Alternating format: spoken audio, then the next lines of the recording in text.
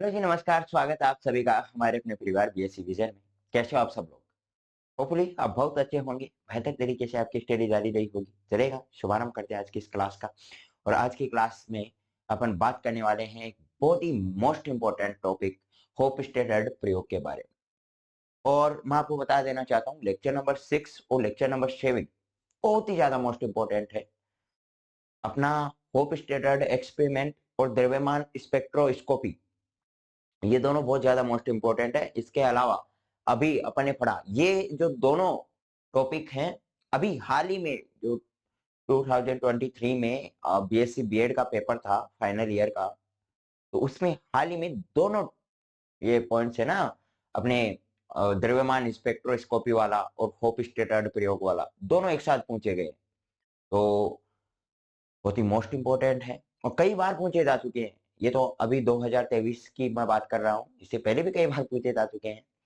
और इसके अतिरिक्त चलो मान के चलते हैं कि यार, अगर आप इंटीग्रेटेड में हो तो अपन कह सकते हैं कि यार पिछले बार अगर क्वेश्चन पूछा गया है तो क्या ही रिपीट होगा, या उसकी बहुत कम पॉसिबिलिटी है कि वो रिपीट होगा। तो हाँ, ये बात मैं मानता हूँ कि बहुत कम पॉसिबिलिटी है कि वो रिपीट होगा, लेकिन फिर भी अगर रिपीट हो गया तो। और दूसरी चीज, अगर ये नहीं आएगा तो फिर अपन ने वहां पे एक वैद्युत चतुर्ध्रुव आघूर्ण और एक द्रव्यमान क्षति, ये दो टॉपिक पढ़े थे। तो वहां से कंफर्मली क्वेश्चन पुटअप होगा, ठीक है। तो ये आप मान के चलेगा, और इतने ही 5-6 टॉपिक ही तो है इसमें जो अपन को पढ़ने हैं। चलेगा, अब बिना किसी देरी के मैं शुभारंभ कर लेता हूँ होप स्टेटर्ड प्रयोग के बारे में। ये होता क्या है, क्या क्या एकदम जीरो लेवल से आपको मैं बोल रहा हूँ कि क्लास में अगर आपका कंप्लीट ध्यान रहा ना, तो आपको बाद में नोटबुक उठाने की भी आवश्यकता नहीं। और हाँ, नोटबुक के नाम से मुझे याद आ गया, अभी बीते 3-4 क्लासेस से आपको लग रहा होगा कि अभी डिजिटल क्लासेस अपनी होने लगी हैं। ऑनलाइन क्लास में अपन डिजिटल व्हाइट बोर्ड का उपयोग कर रहे हैं। तो इससे क्या होता है कि नोट्स लिखने का टाइम नहीं मिल पाता है, या हम नोट्स कहाँ से लेके अब इतने कितने की स्क्रीनशॉट ले, तो उसका सॉल्यूशन आ चुका है हमने ऐप्स के जरिए। और अब आपको देखने को मिलेगा जो अपना सक्सेस पॉइंट, या जो उसका नाम चेंज कर दिया है मैंने अभी, और बीएससी विजन मोहित यादव जो अपना व्हाट्सएप ग्रुप है, वहां पे अब आपको कंप्लीट लेक्चर का पीडीएफ वाइज, जो कि मैंने यहाँ पे हैंड रिटन नोट्स जो आपको प्रोवाइड करवाए हैं, जो मैं यहाँ पे लिखता हूँ लेक्चर में, जो सब कुछ चीजें, वो आपको पीडीएफ फॉर्मेट में वहां पे देखने को मिलेंगी। तो आप वहां पे जाइए और जाकर के देख सकते हैं। जो नोट्स आप लिखना चाहते हैं तो वहां से लिख सकते हैं, आप नहीं लिखना चाहते, फोन से पढ़ना चाहते हैं, फोन से पढ़ सकते हैं। जैसा भी कुछ अलग अलग लेक्चर वाइज मैं वहां पे आपको प्रोवाइड करा दूंगा। देखो, लेक्चर 5 लेक्चर तक का जो पूरा सेटलमेंट था वो अपन ने व्हाइट बोर्ड पे किया था, और मैंने खुद कंप्लीट वो नोट्स लिखवाए थे। तो लेक्चर 5 तक तो कोई दिक्कतें नहीं होगी।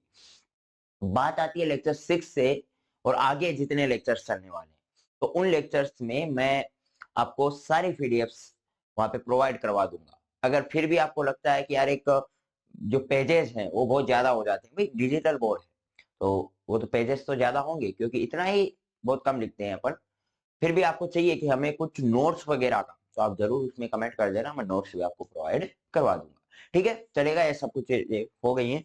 अब अपन बात करते हैं अपने टॉपिक पे, और अपना टॉपिक रहने वाला है होप स्टेटर्ड एक्सपेरिमेंट। आज का आपका जो टॉपिक रहने वाला है मेरे भाई, वो रहने वाला है होप स्टेटर्ड एक्सपेरिमेंट। क्या होता है होप स्टेटर्ड एक्सपेरिमेंट, होप स्टेटर्ड एक्सपेरिमेंट क्यों दिया गया, सब कुछ चीजें जानेंगे, डिटेल से जानेंगे, सब कुछ चीजें डिस्कस करने वाले हैं। एक बार ध्यान से सुनिएगा।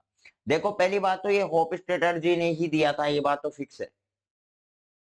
ये बात तो फिक्स है कि दिया तो होप स्टेटर जी ने ही था। अब ये क्यों दिया गया, इसके पीछे का क्या रीजन था, सब कुछ चीजें जानते हैं। एक बार ध्यान से सुनिएगा। होप स्टैंडर्ड प्रयोग समझने से पहले आप, अगर आपने एक बार भी कभी नहीं देखा, आपने बुक के सहायता से कभी भी नहीं देखा ना, तो भी मैं बोल रहा हूँ आपको, लेक्चर खत्म होते होते आपको पता चल जाएगा what is hope standard experiment. ठीक है, अब अपन बात करते हैं होप स्टैंडर्ड जी ने ये दिया क्यों था, भाई क्या जरूरत पड़ गई थी, है ना। इतने सारे एक्सपेरिमेंट तो दे ही दिए थे अपन ने यूनिट फर्स्ट में, फिर होप स्टैंडर्ड जी को इतना क्या जरूरत पड़ गया था कि इन्होंने भी एक्सपेरिमेंट दिया। देखो, नाभिक के लिए इन्होंने आवेश घनत्व और द्रव्यमान घनत्व का वैल्यू कैलकुलेट किया।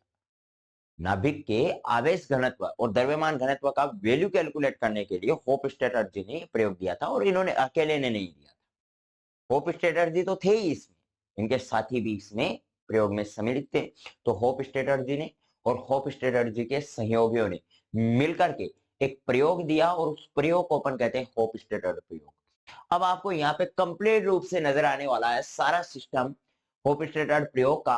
अब मैं आपको अब एक एक लाइन से तो यहाँ पे बता नहीं पाऊंगा कि ये क्या है, ये क्या है, ये क्या है, लेकिन फिर भी मैं बताना चाहूंगा बहुत ही आसान प्रयोग है। क्या क्या एक्सपेरिमेंट में क्या क्या चीजें ली, देखो पहली बात तो मैं इनका जो एक्सपेरिमेंट इन्होंने दिया था वो किस प्रकार का डिजाइन किया था वो दिखा देना चाहता हूं, और फिर अपन बात करते हैं। देखो ये वाला भाई साहब खतरनाक एक्सपेरिमेंट दिया था इन्होंने। ये देखो मैं हट रहा हूँ, साइड हट रहा हूँ, एक बार देखो। देखो इन्होंने ये वाला एक्सपेरिमेंट मतलब इस प्रकार की बनावट की थी अपने एक्सपेरिमेंट में, जहां पे आप देखोगे ऊपर ही ऊपर देखो, यहाँ पे आप देखोगे इलेक्ट्रॉन तवरक, देखो ये वाला इलेक्ट्रॉन तवरक, और फिर ये इलेक्ट्रॉन पुंज इन्होंने प्राप्त किया है, फिर यहाँ से स्लिट से सब कुछ चीजें यहाँ पे कंप्लीट प्राप्त की है। और यहाँ पे देखोगे आप जो प्रकीर्णन कक्ष है, प्रकीर्णन कक्ष से फिर कौन को प्रकीर्णित किया है, और सब कुछ चीजें आप यहाँ पे इलेक्ट्रोमीटर की सहायता से देख पाओगे। तो क्या इतना बड़ा ये एक्सपेरिमेंट इन्होंने दिया, कितना बड़ा एक्सपेरिमेंट हो गया भाई। यहाँ पे देखो ये इलेक्ट्रोमीटर है, इलेक्ट्रोमीटर की ये ग्राउंडेड कर रखा है, आयनन कक्ष है, और इसके बाद ये स्वर्ण पत्र दिया गया है। स्वर्ण पत्र के बाद आप देखोगे ये पूरा का पूरा ये यहाँ पे पुंज अवरोधक लगाया गया है। तो ये इतना बड़ा एक्सपेरिमेंट इन्होंने दिया है भाई साहब, पूरे पेज को कवर कर रखा है। तो एक्सपेरिमेंट बड़ा तो कहेंगे ना, लेकिन है कुछ नहीं इसमें भाई, काम की चीज है लेकिन है कुछ नहीं समझने के लिए। देखो क्या किया है, सबसे पहली बात समझिएगा क्या किया, सबसे पहली बात प्रयोग को समझिएगा।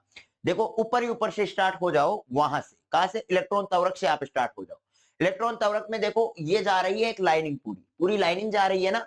अब देखो इस लाइनिंग में क्या है, इन्होंने सबसे पहले क्या कर दिया है, एक पॉइंट, यानी यहाँ पे इलेक्ट्रॉन तवरक। अब यार बात ये आती है इलेक्ट्रॉन तवरक होता क्या है। देखो इलेक्ट्रॉन तवरक होता है जहां से इलेक्ट्रॉन्स क्या करे तेजी से, यानी इलेक्ट्रॉनों का वेग बढ़ाया जाता है वहां से, ठीक है। इसकी सहायता से इलेक्ट्रॉन तेजी से प्रवेश करते हैं, या अपन कह सकते हैं कि इलेक्ट्रॉन गन भी इसे बोला जाता है, इलेक्ट्रॉन तवरक को बोला जाता है इलेक्ट्रॉन गन, जो कि इलेक्ट्रॉन की वेलोसिटी को बढ़ाता है। जैसे धीरे धीरे अपन चल रहे हैं ना, एकदम से फटाक से इलेक्ट्रॉन्स आएंगे और बहुत तेजी से इलेक्ट्रॉन्स यहाँ से निकल रहे होंगे। और तेजी से इलेक्ट्रॉन निकलने का मतलब है जो ये इलेक्ट्रॉन यहाँ से प्राप्त हो रहे हैं, इनकी जो एनर्जी है वो लगभग 500 से 700 मेगा इलेक्ट्रोवोल्ट तक की एनर्जी होती है। या फिर मैं इनकी तरंगदैर्घ्य के बारे में बात करूं, डी ब्रोगली जो तरंगदैर्घ्य है वो 10⁻⁻15 मीटर कोटि की जो तरंगदैर्घ्य होती है वो होती है इनकी, यानी बहुत ही ज्यादा वेलोसिटी से ये क्या कर रहे होते हैं, मूव कर रहे होते हैं। और इनको ज्यादा वेलोसिटी देने का काम कौन कर रहा है भाई साहब, ये हरे वाला ये इलेक्ट्रॉन तवरक, ये जो लगा हुआ है ना इलेक्ट्रॉन तवरक, ये इनको वेलोसिटी देने का काम कर रहा है। अब देखो ये भाई साहब अब आएंगे, अब आपको कोई पुश करेगा तो आप जाओगे ना लीनियर डायरेक्शन में ही जाओगे। भाई आपको भयंकर तरीके से मैं धक्के दे रहा हूं तो आप फिर रास्ता थोड़ी देखोगे, आप रास्ता थोड़ी देखोगे, जिधर धक्का दिया जा रहा है अपन उधर ही मूव करेंगे। तो भाई साहब ये भी फिर सीधे निकल जाएंगे, लेकिन अपन को सीधे थोड़ी निकालने हैं, इनको कई एक्सपेरिमेंट में डिजाइन किया गया है, इनको स्वर्ण पत्थर तक पहुंचाना है, और स्वर्ण पत्थर यहाँ पे रखा हुआ है, और स्वर्ण पत्थर तक पहुंचाना है। तो इसके लिए अपन क्या करेंगे भाई, इसके लिए इनको जो भयंकर तरीके से ये आए गए हैं तो उनके लिए देखो लास्ट में अपन ने लगा दिया पुंज अवरोधक। अपन ने लास्ट में क्या कर दिया, पुंज अवरोधक लगा दिया। और पुंज अवरोधक का क्या काम होगा, ये जो इलेक्ट्रॉन्स तेजी से आ रहे हैं, भयंकर तरीके से तेजी से आ रहे हैं ना, इनको रोकने का काम है पुंज अवरोधक का। इन इलेक्ट्रॉन्स को जो कि तेजी से आ रहे हैं ना, इनको रोकने का काम है। भाई साहब डटो, कहां जा रहे हो, अभी आपका रास्ता ये नहीं है, अभी आपको जो कट करके दिया गया है, आप देखोगे ना स्लिट लगाई गई है, ये कट किया गया है, यहां से आपको जाना है, हम आगे नहीं जाने देंगे। तो पुंज अवरोधक का काम यही है कि जो इलेक्ट्रॉन गन की सहायता से जो अपन इलेक्ट्रॉन पुंज प्राप्त किया था, जिसकी वेलोसिटी बहुत अधिक थी, वो बहुत ही भयंकर तरीके से आ रहे थे, उनको रोकने का काम है पुंज अवरोधक का, और कोई काम नहीं है। और उनको ये रोकेगा तो सीधी सी बात है फिर खाली स्थान, खाली जगह जो मिलेगी, इनको जो रास्ता दूसरा मिलेगा तो वहां से वो इलेक्ट्रॉन चलेंगे। तो ये जो खाली जगह ये मिल गई ना, यहां से इलेक्ट्रॉन चलना प्रारंभ होंगे। तो ये डायरेक्ट इलेक्ट्रॉन तवरक ने जैसे पुश किया, ये यहां से निकल गए। क्योंकि ये यहां से निकलेंगे लेकिन मेरे भाई सीधे निकल जाएंगे, क्योंकि इनको तो अपन भयंकर तरीके से पुश कर रहे हैं, और जिधर पुश करोगे वो सीधे निकल जाएंगे। तो सीधी सी बात है, ये सीधे निकलेंगे। अपन को पहुंचाना किस कहां तक है? इनको तो स्वर्ण पत्र तक पहुंचाना है, जो कि अपना टारगेट है, अपना लक्ष्य है। स्वर्ण पत्र ये रहा, ये टारगेट है भाई साहब। ये इधर आप यहाँ पे भेजोगे तो ये तो सीधे निकल जाएंगे, लेकिन अपन को पहुंचाना है इनको स्वर्ण पत्र तक। अब स्वर्ण पत्र तक पहुंचाना है तो क्या किया जाए? तो फिर इस स्वर्ण पत्र तक यानी इनकी डायरेक्शन को चेंज करने के लिए, इनकी दिशा को परिवर्तित करने के लिए अपन उपयोग करते हैं चुंबकीय विश्लेषक का। देखिएगा यहाँ पे आपको चुंबकीय विश्लेषक नहीं लिखा गया, मैंने लिख रखा है। तो ये आप ऊपर देखोगे यहाँ पे, तो ये चुंबकीय विश्लेषक जो लिख रखा है, तो इस चुंबकीय विश्लेषक के जरिए अपन क्या करते हैं, इनकी डायरेक्शन को भाई साहब चेंज कर देते हैं, और चेंज करने के बाद ये लो स्वर्ण पत्र तक इनको पहुंचा दिया। अब स्वर्ण पत्र में होता क्या है, जैसे ही इलेक्ट्रॉन्स यूं आकर के स्वर्ण पत्र तक पहुंचते हैं, स्वर्ण पत्र पर पहुंचने के बाद होता क्या है कि स्वर्ण पत्र से वो आपतित होंगे, आपतित होने के बाद उनका प्रकीर्णन हो जाता है। जो इलेक्ट्रॉन पुंज आए ना स्वर्ण पत्र पे, इनका प्रकीर्णन हो जाता है। और जो प्रकीर्णन होने के बाद एक कोण यहाँ पे भाई, क्योंकि यहाँ पे स्वर्ण पत्र पे यहाँ पे इलेक्ट्रॉन पहुंचे तो सीधे निकलने चाहिए, लेकिन इनका क्या हो जाता है, कुछ इलेक्ट्रॉन्स का प्रकीर्णन हो जाता है, और उन दोनों के बीच क्या बनता है, कोण बनता है, जिसका नाम अपन ने थीटा दिया है। तो इस थीटा कोण का मान ज्ञात करने के लिए अपन इन इलेक्ट्रॉन्स को यहाँ पे भेज देते हैं भाई, आयनन कक्ष में भेज देते हैं, जिनका संयोजन इलेक्ट्रोमीटर से होता है। तो इसके माध्यम से अपन क्या करते हैं, सारा का सारा ये पूरा सिस्टम रहने वाला है। ये पूरा का पूरा आपको समझ में आ गया होगा क्या क्या किया अपन। मेरे को एक बात बताओ, अब सुनना ध्यान से, एक चीज आप मेरे को बताओ, इसमें आपको क्या ही नजर आया होगा, देखिएगा। होप स्टार्टेड, और यहां से अपन एक नया पेज लेते हैं भाई, समझना ध्यान से, चाहत के हैं बानी। अब सुनना ध्यान से, मैं एक बात आपको पूछना चाह रहा हूं, एक बात मैं आपको पूछना चाह रहा हूं। मैं ये बोल रहा हूं, अपन ने क्या लिया, पहली बात एक इलेक्ट्रॉन पुंज लिया, यहाँ पे अपन ने एक इलेक्ट्रॉन पुंज लिया, इस इलेक्ट्रॉन पुंज का, और इलेक्ट्रॉन पुंज से भी पहले मैं बताऊंगा कि काम क्या किया अपन ने। पहली बात तो एक इलेक्ट्रॉन त्वरक लिया, क्या लिया भाई, अपन ने एक इलेक्ट्रॉन त्वरक लिया, जिसे अपन इलेक्ट्रॉन गन भी बोल सकते हैं, ठीक है, इलेक्ट्रॉन गन, जो कि इलेक्ट्रॉन्स को तेजी से भगाती है। और ये कितने इलेक्ट्रॉन्स को, इलेक्ट्रॉन गन कितना एनर्जी से भगाती है, 500 से लेकर के 700 मेगा इलेक्ट्रोवोल्ट, इतनी एनर्जी एक इलेक्ट्रॉन्स को प्रोवाइड कराती है आपकी इलेक्ट्रॉन गन। अब ये इलेक्ट्रॉन डायरेक्ट भगाती है, और भगाती है तो अपन ने इस प्रकार का कुछ यूं बनाया। अब मेरे भाई ध्यान से सुनना, वो सारा एक्सपेरिमेंट आपको समझ में आएगा। इसमें सबसे पहली बार लिखावट में क्या लिखना है वो चीज समझना, आपको ये चीज समझ में आई कि इलेक्ट्रॉन गन का क्या काम है। इलेक्ट्रॉन गन का यही काम है कि ये इलेक्ट्रॉन्स को क्या करता है, पुश करता है, एनर्जी प्रोवाइड कराता है, और वो जो एनर्जी होती है इनकी, वो 500 से लेकर के 700 मेगा इलेक्ट्रोवोल्ट तक की एनर्जी होती है। और इसकी एनर्जी इतनी होने के कारण क्या होगा, इलेक्ट्रॉन का वेग भी भाई अधिक होगा, इलेक्ट्रॉन का वेग भी बढ़ेगा, वेग भी क्या होगा, अधिक होगा। इतनी अधिक एनर्जी होने के कारण तो भाई इलेक्ट्रॉन का वेग भी अधिक होगा, और वेग अधिक होने के कारण इसकी जो डी ब्रोगली तरंगदैर्घ्य होगी मेरे भाई, जो ये डी ब्रोगली तरंगदैर्घ्य है, वो कितनी हो जाएगी, 10⁻⁻15 मीटर कोटि की, यानी अपन बोल सकते हैं फर्मी की कोटि की डी ब्रोगली तरंगदैर्घ्य हो जाती है। अब भाई इतनी अधिक डी ब्रोगली तरंगदैर्घ्य हो जाने के कारण अब अपना ये तो फिक्स है कि ये जो आपने इलेक्ट्रॉन जो तेजी से प्राप्त किए हैं, जिसको अपन नाम दे रहे हैं इलेक्ट्रॉन पुंज का, जो तेजी से आपने इलेक्ट्रॉन प्राप्त किए हैं और जिसको नाम दे रहे हैं इलेक्ट्रॉन पुंज का, जिनका विशेषता आपको एनर्जी भी अधिक दिखने को मिल रही है, वेग भी अधिक दिखने को मिल रहा है, और जो तरंगदैर्घ्य है वो भी 10⁻⁻15 मीटर कोटि की देखने को मिल रही है। अब ये तो भाई इतना, अगर इनमें एनर्जी है, इतना अधिक वेग है, तो सीधे जाएंगे, लेकिन अपन को इनको पहुंचाना है स्वर्ण पत्र तक। तो इसके लिए अपन क्या काम कर लेते हैं, इनके लिए चुंबकीय विक्षेपक का काम कर देते हैं, जो कि इनको, इनकी डायरेक्शन को चेंज कर देते हैं। और डायरेक्शन चेंज करने के बाद यहाँ पे अपन, यहाँ पे जो स्वर्ण पत्र रखा होता है, उस स्वर्ण पत्र तक इनको पहुंचाया जाता है। स्वर्ण पत्र तक चूंकि ये इस प्रकार से आएंगे तो सीधे निकलने चाहिए, लेकिन यहाँ पे स्वर्ण पत्र पे आकर के इनका प्रकीर्णन हो जाता है, और एक प्रकीर्णन कोण बन जाता है, जिसे अपन थीटा कहते हैं।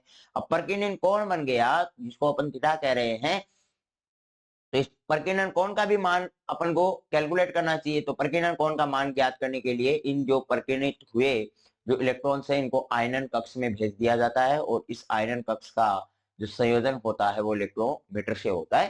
तो ये सारा का सारा एक्सपेरिमेंट होता है।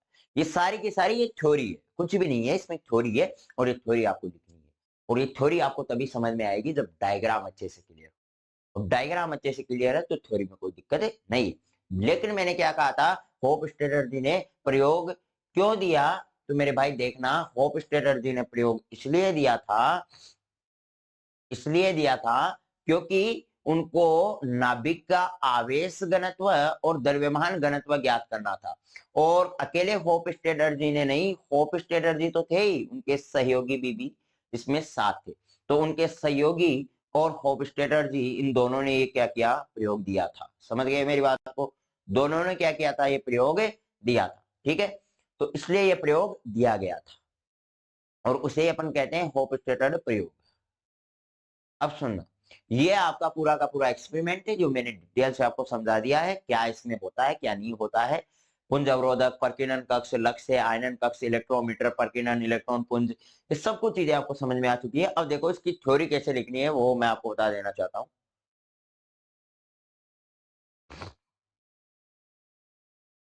इसका कोई महत्व नहीं है। अब सुनना, देखो थ्योरी में क्या लिखना है वो सुनिएगा। ये दिया गया है कि प्रायोगिक व्यवस्था को उपरोक्त चित्र में दर्शाया गया है, जो कि आपने ऊपर चित्र देखा है। फिर ये बोल रहा है कि इसमें इलेक्ट्रॉन त्वरक की सहायता से इलेक्ट्रॉन पुंज प्राप्त किया जाता है। इलेक्ट्रॉन त्वरक मतलब इलेक्ट्रॉन गन, और इलेक्ट्रॉन गन का क्या काम है, भयंकर तरीके से इलेक्ट्रॉन को भेजना। तो ये बात मैंने आपको बताया कि इलेक्ट्रॉन त्वरक की सहायता से इलेक्ट्रॉन पुंज प्राप्त किया जाता है। इलेक्ट्रॉन पुंज की ऊर्जा लगभग 500 से 700 मेगा इलेक्ट्रोवोल्ट की होती है, जो कि मैंने अभी आपको बताया। अधिक ऊर्जा होने के कारण इसका वेग भी, भाई जितनी अधिक एनर्जी होगी वेलोसिटी उतनी ही अधिक बढ़ेगी। इसमें तो कहने की क्या ही बात है। तो वेग भी क्या होगा, अधिक होगा, जिसके कारण इलेक्ट्रॉन की जो डी ब्रोगली तरंग दैर्ध्य है वो फर्मी की कोटि की यानी 10⁻⁻15 मीटर कोटि की होती, जो अभी मैंने सब कुछ चीजें आपको बताई है। बस वही चीजें आपको लिखनी है। अब देखिएगा, फिर ये बोल रहा है, फिर इलेक्ट्रॉन को क्या किया जाता है, चुंबकीय विश्लेषक से गुजारा जाता है। क्यों? क्योंकि इलेक्ट्रॉन पुंज की डायरेक्शन को परिवर्तित करने के लिए, जिसके कारण इलेक्ट्रॉन पुंज की दिशा क्या हो जाती है, परिवर्तित हो जाती है। इलेक्ट्रॉन पुंज की दिशा क्या हो जाती है, परिवर्तित हो जाती है। इसके पश्चात इस इलेक्ट्रॉन पुंज को कहां पे आपतित करवाना है, क्योंकि अपन को इलेक्ट्रॉन पुंज को स्वर्ण पत्थर पर लेके के जाना है, स्वर्ण पत्थर पे लेके जाना है। और उसके लिए अपन क्या करते हैं, चुंबकीय विश्लेषक का उपयोग करते हैं। चुंबकीय विश्लेषक से इलेक्ट्रॉन पुंज को गुजारते हैं तो वहां पे वो चला जाता है। आपतित होने के बाद स्वर्ण पत्थर से क्या होता है, इलेक्ट्रॉन पुंज का प्रकीर्णन होता है। और चूंकि प्रकीर्णन होगा तो उनके बीच क्या बनेगा, एक प्रकीर्णन कोण बनेगा, अर्थात एक थीटा कोण बनेगा। उसका वैल्यू कैलकुलेट करने के लिए अपन उसे क्या करते हैं, आयनन कक्ष में भेजते हैं, जो कि आपको लिखा गया है। प्रकीर्णन कोण का मान आयनन कक्ष की सहायता से ज्ञात किया जाता है और उसका संबंध इलेक्ट्रोमीटर से होता है। मेरी बात समझिए आप, उसका संबंध क्या होता है, इलेक्ट्रोमीटर से होता है। ठीक है, तो एक जोक है। गणित के प्रोफेसर ने अपनी मंगेतर को खत लिखा और उसमें लिखा कि 12.9999, ठीक है। तो उसमें ये लिखा कि मैं 12.9999, तो उसको कुछ समझ में नहीं आया। खत में सिर्फ लिखा हुआ था 12.9999। अब भाई आपको कोई 12.999 लिख के देगा तो आप क्या ही समझोगे, तो उसको भी समझ में नहीं आया। फिर काफी माथापच्ची करने के बाद मंगेतर समझी, 13 होने लगा हूं। क्या होने लगा हूं, 13 होने लगा हूं। भाई साहब पूरी मैथमेटिक्स लगी है इसमें। 12.9999, इतने 99 का मतलब एग्जैक्टली लगभग लगभग वो के इसके बराबर हो गया, 13 के बराबर, मतलब मैं 13 होने लगा हूं। ठीक है, तो 13 होने लगा हूं, लेकिन उसने समझे होंगे कि मेरा होने लगा है। ठीक है, तो वो तो अलग ही चीज होगी, चलेगा। खैर आगे बढ़ते हैं। अब देखिएगा इसका मैथमेटिकल एनालिसिस अपन बात करते हैं। मैथमेटिकल एनालिसिस क्या होता है, मैथमेटिकल एनालिसिस में अपन को कैलकुलेट करना है नाभिक का आवेश घनत्व और द्रव्यमान घनत्व। अब देखिएगा कैसे अपन को कैलकुलेट करना है, ध्यान से सुनिएगा।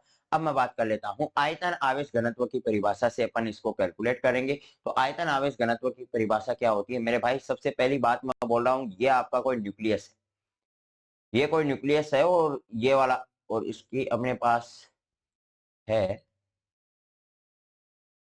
तो ये मान के चलेगा आपका कोई न्यूक्लियस है। और मैं बोल रहा हूं यहाँ पे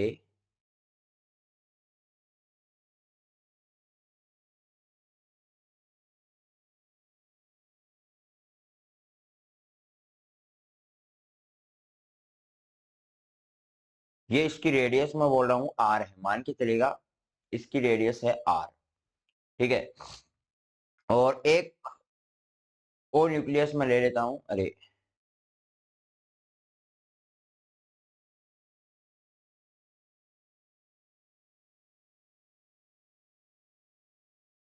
ठीक है, और इसकी रेडियस जो कि बड़े वाला न्यूक्लियस है, इसकी रेडियस अपन ले लेते हैं कैपिटल आर।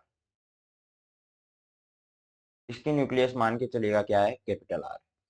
अब मैं एक बात पूछना चाहता हूं, एक बार अपन आयतन आवेश घनत्व मतलब इस स्मॉल आर के लिए और आवेश घनत्व देखते हैं, फिर संपूर्ण के लिए अपन देख लेंगे। और इस स्मॉल आर तो ये 0 है, तो स्मॉल आर की जो लिमिट होगी वो 0 से लेकर के क्या होगी, कैपिटल आर तक होगी।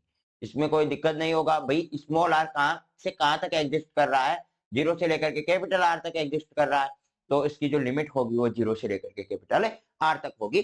ये आपका एक नाभिक है, क्योंकि नाभिक का आपको आवेश घनत्व चाहिए, नाभिक का आपको द्रव्यमान घनत्व चाहिए, तो मैंने कंसिडर किया कि एक नाभिक है, एक स्मॉल वाला छोटा सा बिंदुवत नाभिक ना सॉरी बिंदुवत नाभिक है ना, नाभिक क्या होगा ना, अलग अलग बातें।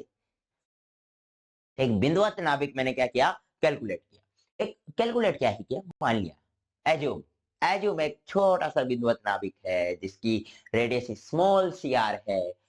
और फिर मैंने कहा कि भाई ये तो छोटा सा अपन एक बिंदुवत नाभिक माना था, मान के चलिए संपूर्ण नाभिक, तो कंप्लीट होल के लिए अपन को ये कैलकुलेट करना हो तो एक बड़े वाले के लिए, तो उसके लिए फिर अपन एक बड़ा नाभिक मान लिया और जिसकी रेडियस मैंने कैपिटल आर से ले लिया और कुछ भी नहीं किया इसमें। अब देखिएगा आयतन आवेश घनत्व की परिभाषा, व्हाट इज आयतन आवेश घनत्व, वॉल्यूम चार्ज डेंसिटी क्या होता है, तो ये सभी को पता होना चाहिए भाई, रो होता है भाई रो, और रो क्या होता है, डीक्यू अपॉन में डीवी होता है, डीक्यू अपॉन में क्या होता है, डीवी होता है। तो अपन को आवेश घनत्व चाहिए तो रो, और जो कि रेडियस पे निर्भर करता है और डीवी हो जाएगा। ये डीक्यू है, समझ गए, ये टो मत मान लेना, ठीक है, यानी आयतन, ठीक है। तो ये हो गया d q is equal to rho r DV.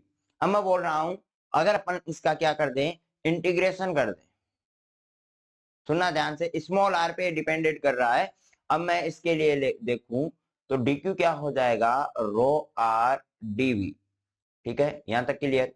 तो ये डीक्यू का इंटीग्रेशन करोगे तो क्या हो जाएगा, क्यू हो जाएगा, ये तो मेरे को बताने की आवश्यकता थोड़ी है। तो इंटीग्रेशन करोगे तो क्या हो जाएगा, क्यू हो जाएगा। और आपको पता है क्यू क्या होगा, नाभिक के लिए देख रहे हैं तो नाभिक का आवेश होता है वो होता है जेडी, क्यू इक्वल टू क्या होता है, जेडी। तो ये क्या है, नाभिक का आवेश है, ये नाभिक आवेश हो गया। तो जेड ई क्या हो जाएगा, इंटीग्रेशन रो आर और डीवी।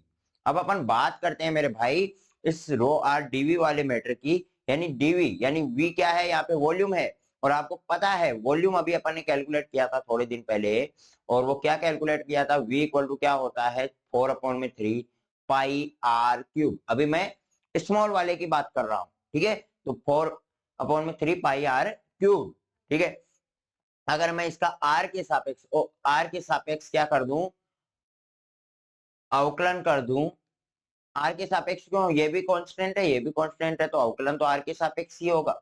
तो डीवी अपॉन में डी आर 4/3 इंटू क्या हो जाएगा, 3 पाई आर स्क्वायर, 3 से 3 कैंसिल आउट, तो डीवी क्या हो जाएगा, 4 pi r square d are. यहां तक कोई किसी को कोई दिक्कत प्रॉब्लम परेशानी, 4/3 pi r square, 4 pi r square d r, dv का वैल्यू ये हो गया। और इसको इक्वेशन आप देना चाहो तो फर्स्ट इक्वेशन दे सकते हो, इसको इक्वेशन दे दो फर्स्ट, इसको इक्वेशन दे दो सेकंड।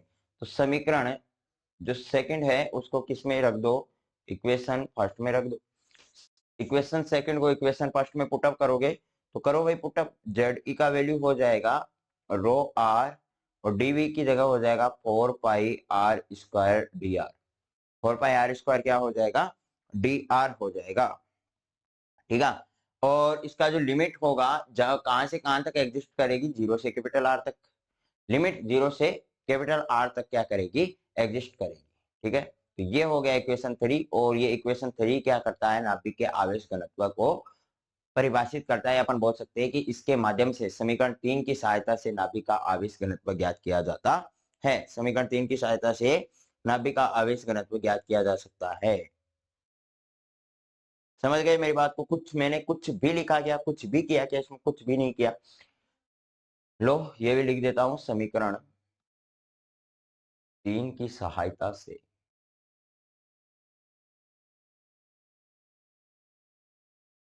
नाभिक का आवेश घनत्व ज्ञात किया जा सकता है।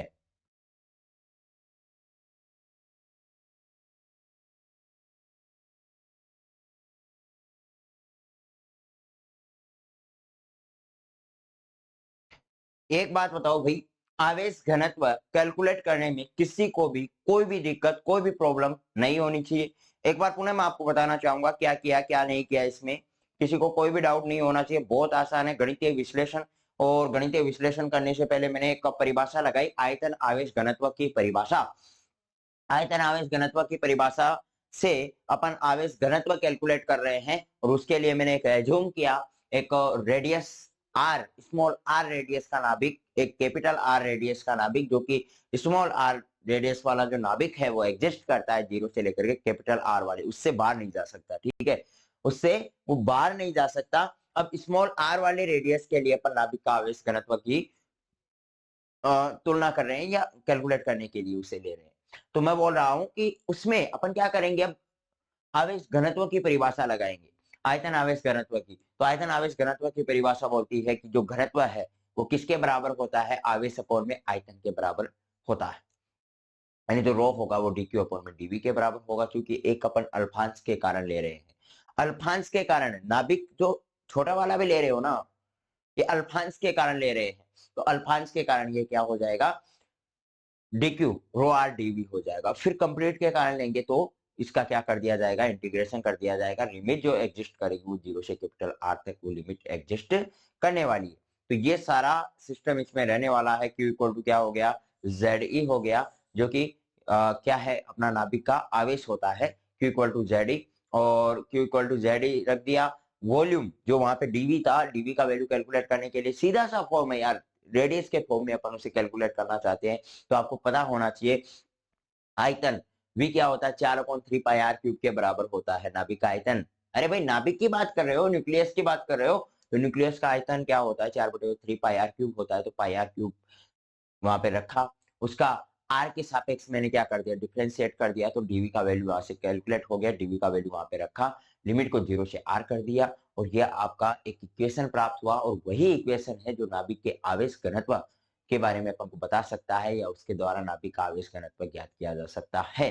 बस यही अपन ने किया है होप स्टेटर प्रयोग के आवेश घनत्व की वैल्यू ज्ञात करने के लिए। अब अपन बात करते हैं दूसरा, उसके द्रव्यमान घनत्व की वैल्यू कैलकुलेट करने के लिए क्या करना पड़ेगा, एक फिक्स सा formula m equal to d upon में v लगेगा। क्या लगेगा, m equal to d upon में v लगेगा, और वहां से द्रव्यमान घनत्व भी उसका कैलकुलेट हो जाएगा। मेरे को एक बात बताओ, यहाँ तक ये जो पूरा का पूरा फॉर्मूला मैंने आपको बताया, इसमें कहीं भी यहाँ पे ऊपर नीचे कहीं पे भी कोई भी प्रॉब्लम हो प्लीज बताइए। और अगर यहाँ पे अभी आपके पास ये क्लास नहीं पहुंच पा रही होगी, कोई बात नहीं है, कोई दिक्कत नहीं है, आप इसका कमेंट कर देना, मैं रिप्लाई दे दूँ। ठीक है, चलेगा,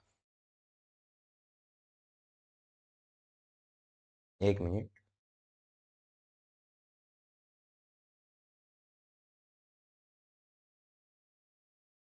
अब अपने पास और पेजेस तो है नहीं, ठीक है।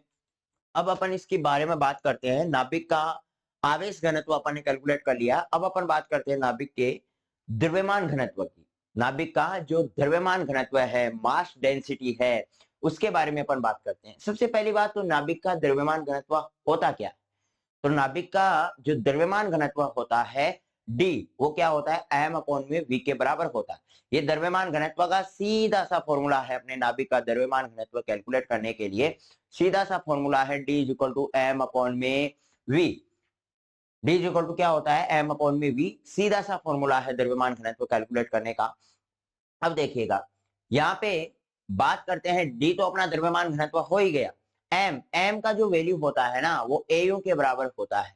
एम का वैल्यू द्रव्यमान संख्या इंटू यू के बराबर होता है, और जहां पे यू की वैल्यू होती है 1.67 इंटू 10 की पावर माइनस का 25 किलोग्राम, और ये 25 भी नहीं 27 होता है भाई, ठीक है। ये 25 भी नहीं होता है, 27 होता है। 1.67 इंटू 10 के पावर माइनस का 27 किलोग्राम, ये यू की वैल्यू होती है। यहाँ पे लिखो भाई एम ए इंटू यू, यानी 1.67 इंटू 10 की पावर माइनस का 27 किलोग्राम, अपॉन में नीचे क्या होगा इसका वॉल्यूम, नीचे क्या होगा भाई वॉल्यूम, तो नीचे अपन इसका वॉल्यूम रख देते हैं।